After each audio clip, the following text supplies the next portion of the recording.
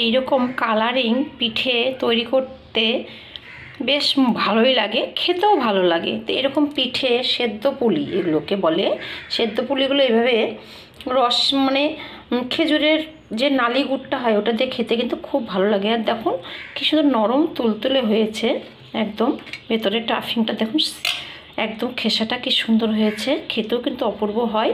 তো কীভাবে বানালাম চলুন দেখা যাক, তাহলে স্কিপ না করে পুরো ভিডিওটি দেখার জন্য অনুরোধ রইল। সবার প্রথমে আমি এই যে এরকম একটা বাটি নিয়ে নিয়েছি, এতে আমি দিয়ে দিচ্ছি 1 বাটি চালের গুঁড়ো আর 1 বাটি ময়দা, আর পরিমাণ মতো দেব নুন। নুনটা একটু দেব, নুনটা দিলে খেতে ভালো লাগবে। তা আমি এটা একসঙ্গে মিশিয়ে 3টে ভাগে ভাগ করে নিচ্ছি। মিশিয়ে ভালো করে 3টে ভাগে আমি 3টে ভাগে ভাগ করে নিয়েছি। এটা আমি 3 রকম কালার দিয়ে করব। আমি কি করব? পুলি পিঠে তৈরি করব। এটা সেদ্ধ পুলি আমি এখানে তৈরি করছি। তো এটা আমি শুধু গরম জল দিয়ে মাখবো। এটা আমি হচ্ছে কালারিং করব দুটো, একটা সবুজ কালার করব, একটা লাল কালার করব। তো লাল কালারের জন্য আমি নিয়েছি এই যে বিটগুলো ছোট করে নিয়েছি কেটে, এটা পেস্ট করে নেব, এটা লাল কালারের জন্য। আর এখানে আমি পালং শাক পেস্ট করে রেখেছি সবুজ কালারের জন্য। এই মানে হলো 3টে। ফুড কালার ছিল, ফুড কালারটা দিলাম না, কেননা এখন তো মানে ন্যাচারাল জিনিসই পাওয়া যাচ্ছে, তার জন্য আমি এই গাছের সব ফল দিয়েই আমি করছি, গাছের পাতা আর ফল দিয়েই করছি। তো বন্ধুরা দেখতে থাকো, 3টা ডো আমি তৈরি করে নিই। আগে বিটটাকে আমি পেস্ট করে নিয়েছি, এটা একটা ছাঁকনির সাহায্যে আমি ছেঁকে নেব, ছেঁকে রসটাকে বের করে নিচ্ছি। যে ডোটা আমি প্লেন সাদা করব সেটার জলটা আমি বসিয়ে দিই, জলটা ফুটছে, এভাবে এটা দিয়ে আমি ভালো করে নেড়েচেড়ে একটা ডো এইভাবে প্রত্যেকটি গরম করে করে নিয়ে আমি ডো বানিয়ে নেব।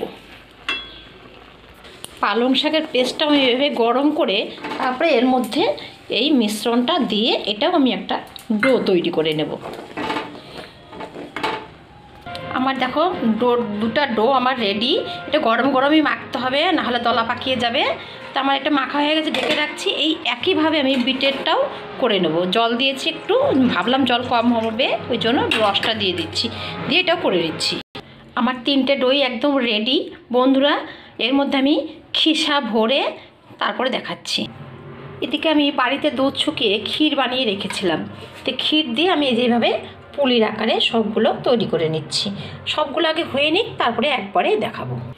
আমার সবগুলো পিঠে তৈরি হয়ে গেছে 3 রকমের কালারের। এবার আমি ভাপাতে বসিয়ে দেব। দেখো এরকম একটা ঝাঁঝরি গামলা নিয়েছি, এটাতে তেল মেখে নিচ্ছি, নিয়ে এর মধ্যে সাজিয়ে বসিয়ে দেবো। এটা সসপ্যানে জল বসিয়ে দিয়েছি, জলটা ফুটলে আমি এটা বসিয়ে দিয়ে এর মধ্যে সবগুলো পিঠে দিয়ে ঢাকা দিয়ে 10 মিনিটের জন্য ভাপাতে দেব। ভালো করে এটাতে তেল মেখে নিয়েছি, এই যে জল বসিয়ে দিয়েছি, জলটা ফুটছে। এবারে একে একে আমি সবগুলো পিঠে এখানে সাজিয়ে দেবো। প্রথমে লালটা দেবো, কেননা লালটা আগে দিলে পরে কি হবে, রঙটা উপরে কারোর সঙ্গে মাখবে না, মাখলে নিচে মাখবে। আর যেহেতু এটা ন্যাচারাল কালার, মাখবে না, তাও আমি সাবধানের মান নেই, দিয়ে দিচ্ছি এভাবে। তারপরে দেবো সবুজগুলো। এভাবে একে একে সবগুলো আমার সাজিয়ে আমি 10-15 মিনিট বা 20 মিনিট যতটা সময় লাগবে আমার দেখব, চেক করব, দেখে তারপরে নামিয়ে নেব। সবগুলো আমার সাজানো হয়ে গেছে, এবার আমি ঢাকা দিয়ে দিচ্ছি। যতটা সময় লাগবে আমার চেক করব, 15 মিনিট তো কম করে লাগবে, তো হয়ে নে।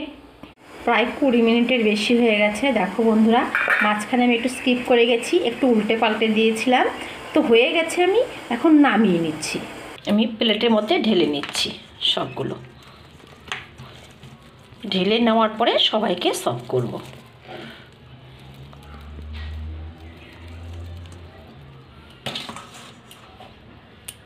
খুবই সুন্দর হয়েছে, এতটা সেদ্ধ হয়ে গেছে, খেসাগুলো বেরিয়ে যাচ্ছে, একদম পাতলা পাতলা হয়েছে। তো